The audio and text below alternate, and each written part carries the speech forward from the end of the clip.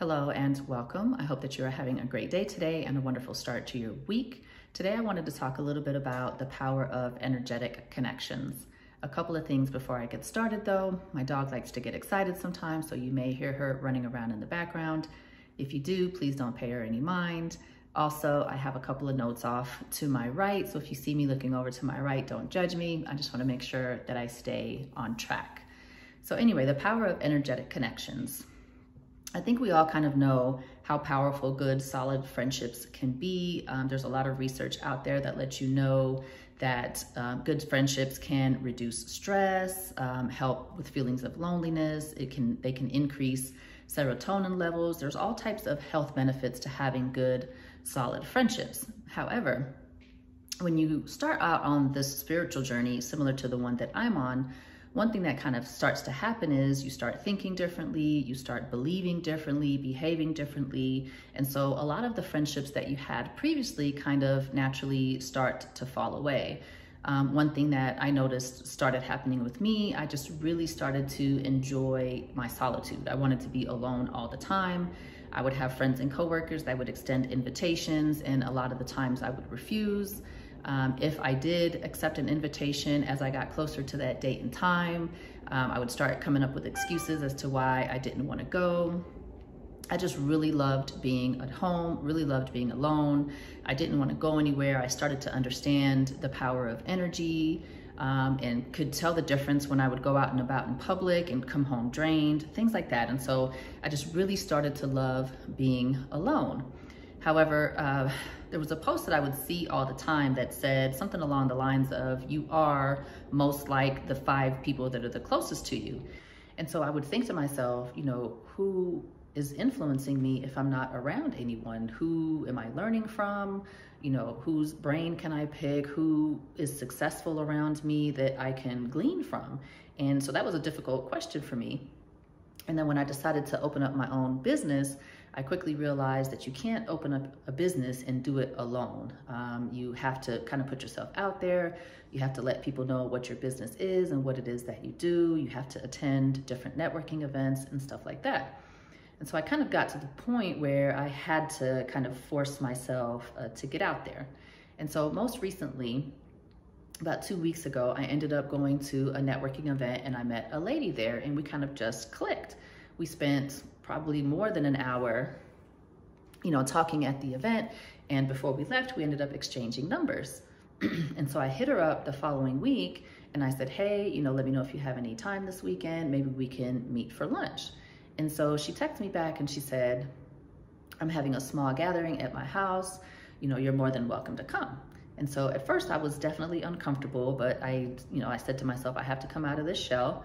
And so, you know, I had just met this lady the week prior and I wasn't familiar with any of her friends, but I decided to go ahead and go anyway.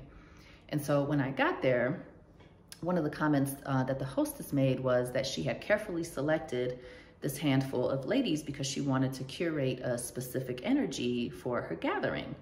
And so I'd never really thought of it that way. I'd never really thought of curating a specific energy or creating a specific energy when you get around people. And so it ended up being a really small gathering. There were only 5 ladies there total. One lady ended up having to leave about an hour or so into the event. And so for most of the evening, it ended up just being 4 ladies. And the energy in the room really was good. It just felt like love. It felt like light. It felt like no judgment. You know, we sat, we talked, we ate good food. We had a couple of martinis. And as the evening went on, you know, we just had wonderful conversation. We talked politics, we talked religion, we talked, you know, different things that we had encountered during the pandemic. And then, of course, we shared different things. And the conversation actually got really personal. We shared personal things, we shared painful things, we shed tears, and we shared a lot of laughs. And so I left the event, or I left the gathering feeling just fulfilled and full. And it was just amazing to me because I'd never really, I met the one lady the week prior, but I didn't know any of the other ladies. And so it just really got me to thinking about the power of energetic connections and, you know, how you really have to pay attention to the energy that you allow yourself to be around. You know, when we go out and about into the world, I think we kind of underestimate the fact that there's kind of like an energetic sea that we're going out into, and there's a constant like energetic ebb and flow that's happening.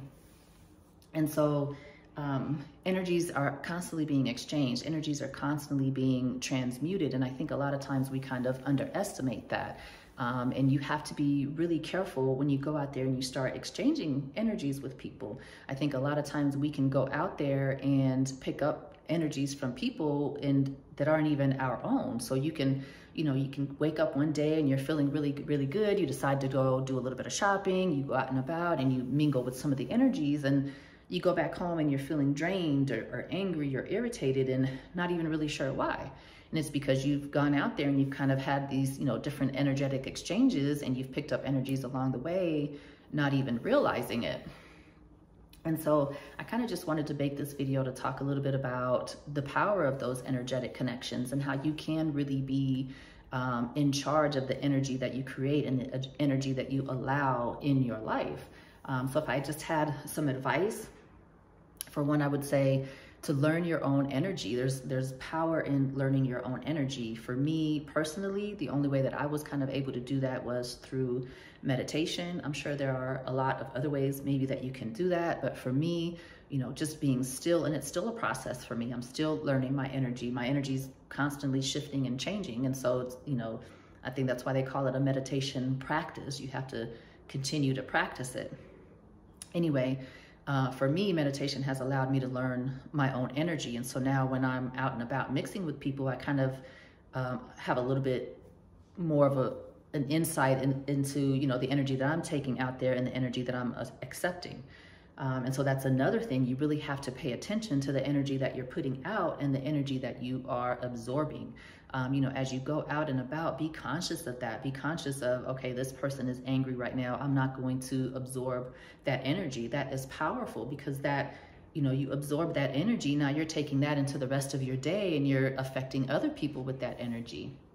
So it's very important to learn how to differentiate with what's yours and what's somebody else's. And be very careful not to take on the energy of others. That's powerful, you know, that we can take on the energy of others.